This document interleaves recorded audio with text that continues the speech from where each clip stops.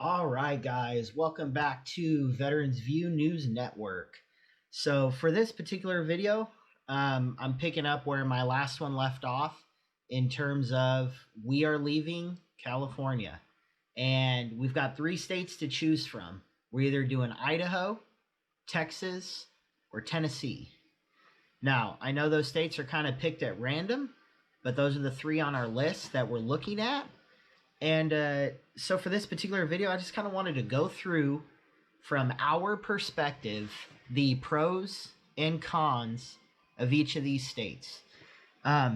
So within the states, what I've picked is within Idaho, I've just picked the greater Boise area because we don't know exactly which community within Boise, but we know it would be around there. And let's go ahead and get started here. All right. So to start off for Idaho, my wife is super close with her parents, and I'm really close to her parents. So them being here in California, Idaho being the closest state to California of the 3 is on the list in terms of a pro or a benefit. Then we've got, even though a lot of areas and a lot of communities around Boise have been skyrocketing, a lot of people have been moving from California specifically or especially to Boise.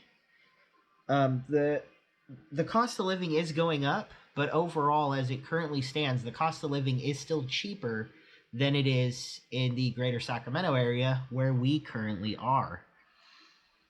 In terms of the weather, so the weather on average across an entire year is colder than the area we're at in California. But at the same time, the summers are cooler than our summers traditionally are here. Now, I don't know about you guys, but at least for me, my thought and theory is I can put on enough layers of clothing to get warm. But if it's 110 outside, I could be completely naked and I will still be sweating like crazy. So the cold is a little bit easier to deal with from our perspective than the heat is. Kind of like I touched on the cost of living, so the housing prices. So there are some communities around Boise that are already at some of the prices that we're paying up here in Northern California. But there's still a lot of these other communities kind of scattered around Boise that are still much cheaper, but they still offer the same exact thing. So housing prices, obviously a big one. Now, the other thing, since a lot of the communities around Boise are expanding, they are pumping a lot of money into those communities for additional infrastructure. So new shopping malls, stores, schools, playgrounds, I mean, everything. All these communities are starting to get money pumped into them so they can reinforce their infrastructure so that they are prepared for the influx of people moving to these areas.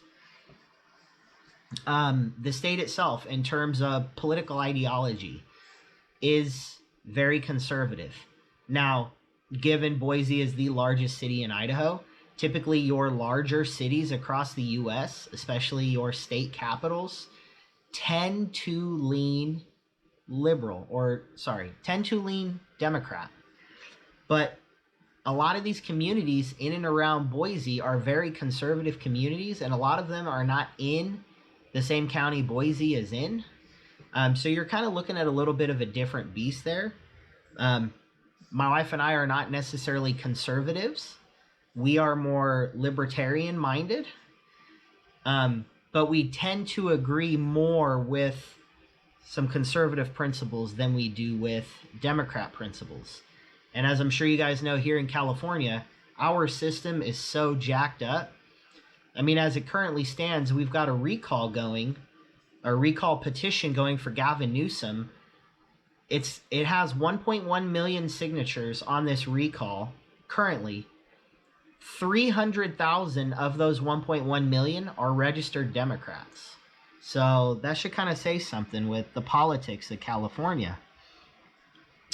The outdoor opportunities that exist in Idaho are pretty much endless. You have tons of federal land, tons of land you could just walk right into, bring four-wheelers, quads, go hiking, go hunting. I mean, the opportunities are very, very endless up there in Idaho. And that's a huge one for us because we love being outdoors. We love doing stuff with the kids. We love the kids exploring nature and just learning about their environment. So that's huge, huge, huge. And then also kind of in general, across the state, even in the Boise area, the crime rate is very, very low. Very low crime compared to compared to what our crime rate is here around the Sacramento area. There could be a lot of reasons for why that is. I'm not going to speculate, but I have the feeling it is because individuals in Idaho still have a lot more of their personal freedoms than individuals do across the state in California. And I'll just kind of leave it at that. Now, in terms of the cons of Idaho, even though I touched on the infrastructure and that a lot of these communities are pumping money in to build infrastructure, building infrastructure takes time. And given we're still in the pandemic, there are so many construction projects that are lagging behind that communities can start getting filled with people prior to the infrastructure actually being there to support those people. So that could definitely be frustrating. Boise does not get a lot of snow, but they still get some snow. My wife hates driving in the snow. She hates dealing with the snow.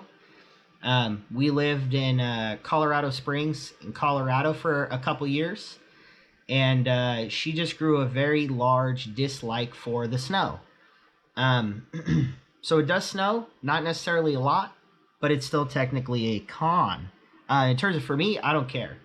I am so adaptable. I could live anywhere. But obviously my wife doesn't feel the same way. Then we've got the cost of living in and around Boise. Because how many people are moving there, there is a lot of competition for homes in and around the Boise area. This is causing housing prices to increase. Now, kind of like I mentioned earlier, the housing prices have not reached anywhere near what they are here where we live, in the Sacramento area, but they are increasing. And one of the potential problems with that is a lot of the jobs, their salary is not increasing at the same rate that the home prices are. So a lot of people who live in that area and who are from that area are unfortunately getting priced out. And that just seems kind of jacked up to me. And then the last one, and this is probably a big con in terms of for me, is there's very few job opportunities for me there.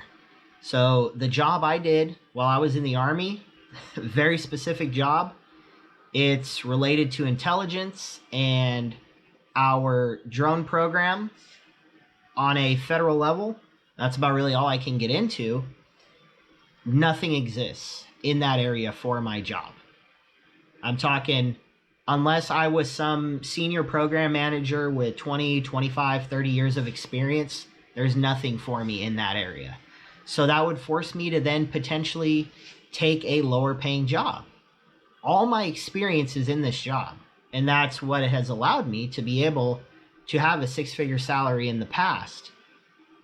That would not be the case moving to Idaho. So with that, guys, I'm going to go ahead and conclude the Idaho portion. I went through our major pros I also went through our major cons of Idaho specifically, or specifically the Boise metropolitan area within Idaho.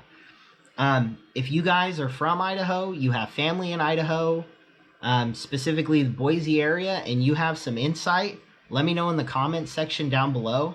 Also, if you guys like this content, please hit the like button. From what I'm hearing and seeing, YouTube views likes as pretty much the pinnacle. The more likes you get on your content tells YouTube to promote your video more. So every like counts, and I greatly appreciate it. Also, if you guys want to see more of this content, please subscribe to my channel. Actually, about an hour ago, I just broke 1,000 subscribers, which I'm completely blown away by. And I just greatly appreciate you guys watching and taking the time, taking time out of your day to check out, my content. So once again, guys, after this, I'm going to move into the benefits of Texas in my next video. And then the video following that is going to be the benefits and cons of Tennessee. All right, guys, take care. Bye.